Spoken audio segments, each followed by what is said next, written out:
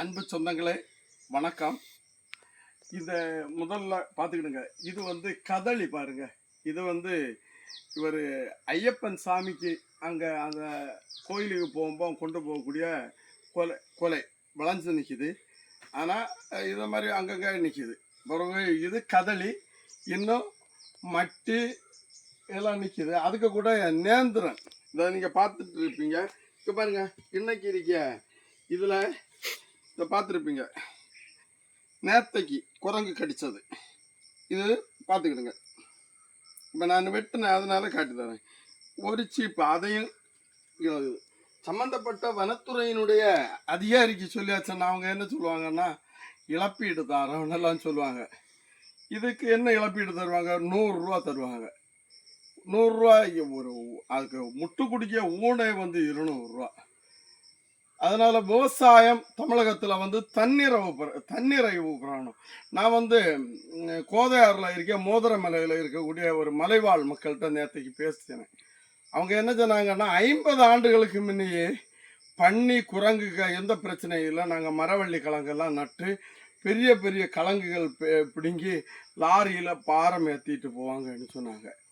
ஆனால் இப்போ சூழியல் உயிரினங்களை பாதுகாக்குதான்னு சொல்லி கொண்டு ஒரு மக்கள் விவசாயத்தை அழிக்காங்க. குமரி மாவட்டத்தில் ஆனாலும் சரி, தமிழகத்தில் ஒட்டுமொத்த பகுதியில்.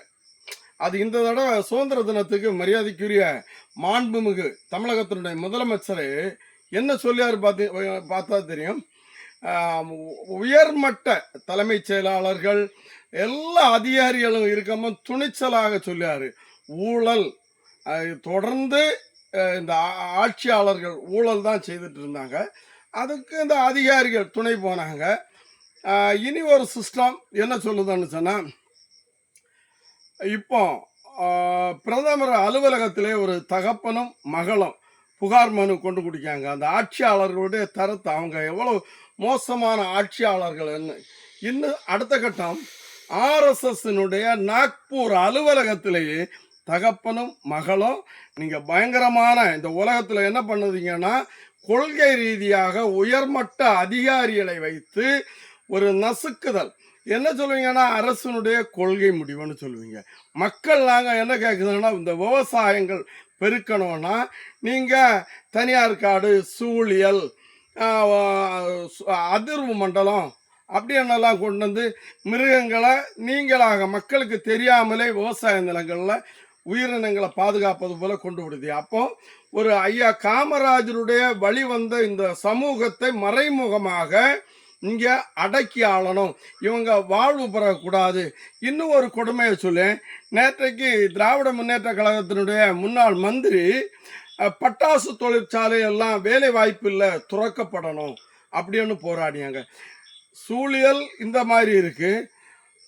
இன்னும் என்ன சொல்லலாம், ஓசோன் மண்டலம் மோசமாகுதுன்னு ஒரு கட்டத்தில் டெல்லியில் இருந்து சொல்லிட்டு இருக்குதுங்க. நான் என்னுடைய கோரிக்கை, இந்த படக்கு தொழிற்சாலை தமிழகத்தில் ஒட்டுமொத்தமாக நீங்கள் ஒரே நாள் உத்தரவில் நிறுத்தணும். அதில் அந்த தொழிலாளர்களை நீங்கள் அடிமையாக வச்சிருக்கணும், நீங்கள் முதலாளிகளாக இருக்கணும், அவங்கள அடிமையாக வச்சிருக்கணும்னு நீங்கள் நினைக்கிறீங்க இந்த முன்னாள் ஆட்சியாளர்கள். நான் இதை ஏன் சொல்லேன்னா, இந்த படக்கு உற்பத்தியினால கொஞ்சம் பேருக்கு 300 ரூபா 200 ரூபா சம்பளம் கிடைக்கும். அவனுக்கு 1000 ரூபா சம்பளம் கிடைக்கணும்னா நீங்கள் மற்ற நாடுகளை போல, ஜப்பான், சைனா இந்த நாடுகளை போல எல்லாம் தொழில் புரட்சி, நான் ஏற்கனவே சொல்லியிருக்கேன், மக்கு ஜக்கு செல்லுக்குரிய உதிரி பாகங்கள் உருவாக்கக்கூடிய தமிழகத்தில் இருக்கக்கூடிய விவசாயிகள். இன்னும் இந்த விவசாயிகளுக்கு நீங்கள் தண்ணியை கொடுத்தே ஆகணும். அதுக்கு தண்ணி இருக்குது, தமிழகத்தில் தண்ணி இருக்குது. அது சரியாக தூர்வாரி, ஏரிகள் தூர்வாரி இந்த விவசாயிகளுக்கு கொடுத்தாலே தமிழகம் உலக அளவில் இன்னைக்கு விவசாயத்தில் முன்னுக்கு வரும். நான் பார்த்தீங்கன்னா எவ்வளவு விஷயங்கள் செய்துட்டு இருந்தாலும் இந்த மாதிரி விவசாயம் செய்யும். இன்னைக்கு காலையில் வரும்போ என்னை வீடியோ எடுத்துட்டு இருக்கோம். என்னுடைய கண்டத்தில் பாதுகாவலாக இருக்கக்கூடியவங்க, இவங்களுக்கு 1000 ரூபா சம்பளம். இந்த மாதிரி 7-8 பேர் இருக்காங்க. இந்த மாதிரி சும்மா விளையாது. குரங்க பார்க்கணும், பன்னியை பார்க்கணும், இதெல்லாம் பார்க்கணும். ஒரு விவசாயி ஆட்சியாளர்கள்னு சொல்லக்கூடியவங்க முதன்மையான உத்தரவு அழகாக விவசாயிகள் வந்து சொல்லதும் அரசனுடைய கொள்கை முடிவுன்னு சொல்லுவீங்க. இது மக்கள் பிரதிநிதிகள்கிட்ட நீங்க பேசிடுவீங்க.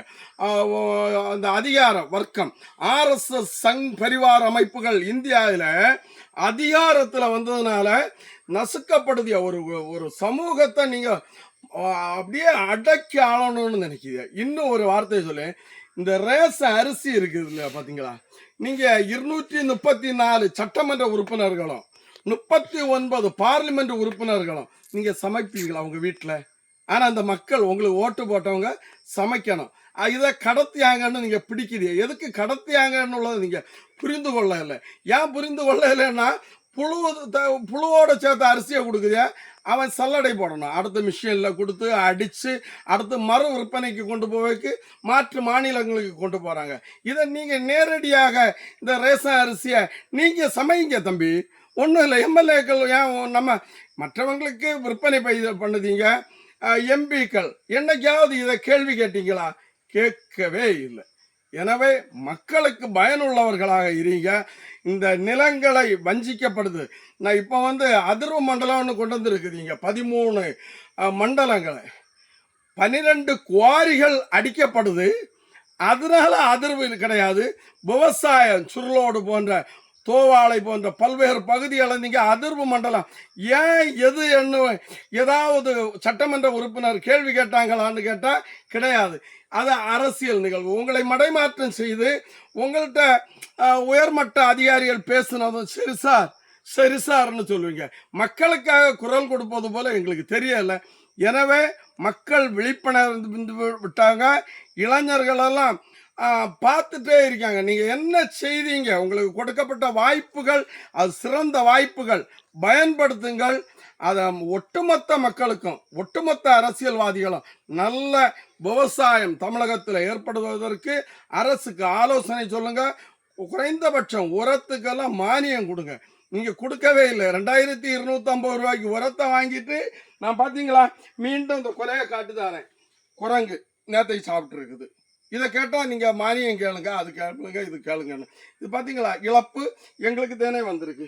எனவே தயவு செய்து வரக்கூடிய நாட்களில் விவசாயிகளுக்கு எந்தெந்த மாதிரி பண்ணலாம்னு சொல்லிட்டு அந்தந்த நிலங்களில் நீங்கள் அதிகாரிகள் போய் பார்வையிடுங்க. அதிகாரிகளெல்லாம் நீங்கள் குறைச்சாச்சு. 10 பேர் வேலை பார்க்கக்கூடிய இடத்துல ஒரு அதிகாரியை வச்சாச்சு. அவங்க ஜீப்பில் மட்டும் கிறங்கிட்டு திருவாங்க, போட்டோ எடுப்பாங்க, ஒரு சீன் காட்டிட்டு போவாங்க. என்ன மறுபரிசீலனை என்பது உயர்மட்ட அதிகாரிகள் ஆலோசனை செய்யுங்க. அடுத்த வீடியோவில் அடுத்து வாரேன். நன்றி. மீண்டும் ஒன்று சொல்லேன், தமிழகத்தினுடைய மாண்புமிகு முதலமைச்சர் லஞ்சம் பெருகி கிடக்கு, முடிவுக்கு கொண்டுருவேன்னு சொல்லியிருக்காங்க. உங்க முன்ன வச்சுதான் சொல்லியிருக்காங்க, நான் சொல்லலை. உங்க உயர்மட்ட அதிகாரிகளுக்கு முன்ன வச்சுதான் சொல்லியிருக்காங்க. நான் பேசியதுனால எனக்கு பாதிப்புகள் இருக்கும். No care.